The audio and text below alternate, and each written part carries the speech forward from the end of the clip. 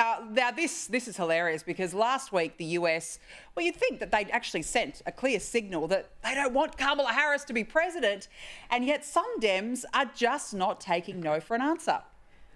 One promise left that he could fulfill, being a transitional figure. He could resign the presidency in the next 30 days, make Kamala Harris the president of the United States. Whoa. It would absolve her from being able to from having to oversee the January 6th transition, right, of her own defeat. And it would make sure that it would dominate the news at a point where Democrats have to learn drama and transparency and doing things that the public want to see is the time. This is the moment for us to change the entire perspective of how Democrats operate. Yes, let's punt Joe Biden, put Kamala in for a couple of days. Never mind that the overwhelming majority of Americans actually said, no, we don't want you. But please, Graham, why are they just not taking no for an answer here? They're in such denial. That's unbelievable, isn't it? What's needed is humility. And looking how chuffed Joe Biden looks following the result, I don't think he's going to be giving up for anybody. Seriously, it would devalue the event of the US getting the first female president if they were to sneak it in this fashion. The reality is they're all yesterday's people.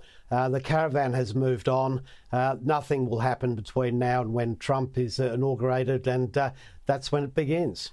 Yeah, Graham, I forgot about that because Biden came out the other day, beaming, the biggest smile we've ever seen. He had a big spring in his step, didn't he? He's gone from potato to spring in his step, and it's, he's not going to leave, is he? No, I would be very surprised. I mean, what I'm amazed about is I think that was the chief of staff, Kamala. Yeah, it was. And why hasn't he been sacked for a start? I mean, you can see how delusional he is if he thinks that's good. But it's all about symbolism. They want to make her the first female president, even if it is just a total sham. And they have no idea. And they probably now will be in denial. They'll never, ever understand why she lost. No. They're just so tin-eared about it all and arrogant. So, I mean, I can't see it happening, but I'm sure Trump will have a way of sticking it up them and making sure it doesn't work. Well, if it's not about sexism, misogyny, racism to blame for the vote, we'll give her a chance. We'll still give her a chance. That's basically what they're doing here. It's just pathetic.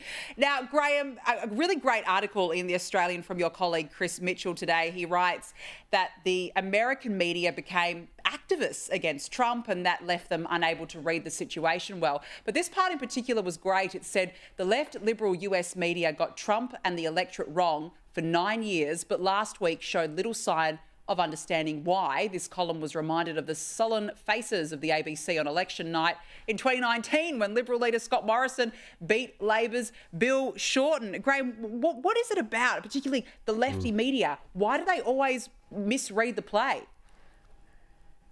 Well, it's the echo chamber effect. So if you never speak to anybody who doesn't share your view, you are absolutely astonished when you're presented with the fact that most people actually don't agree with you.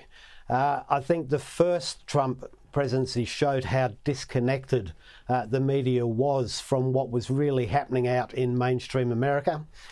They didn't learn that lesson. They didn't reconnect with America. They just set about demonising Donald Trump.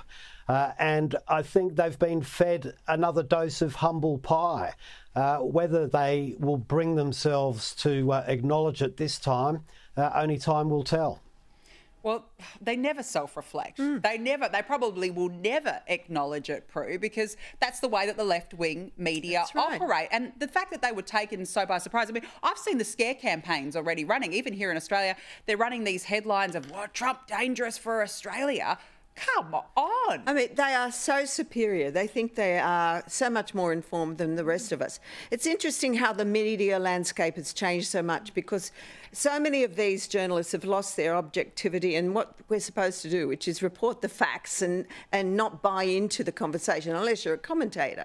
And I think it's the public's onto it. We're now really sourcing different channels and sources for our news, and that's really good. Yeah. So hopefully that's what we should be, celebrating. But we've got to it's buyer beware, isn't it, at this stage? It really is buyer beware. We've got to be careful. Prue MacSween, Graham Lloyd, really good to have you both on. Thank you so much for joining me this evening.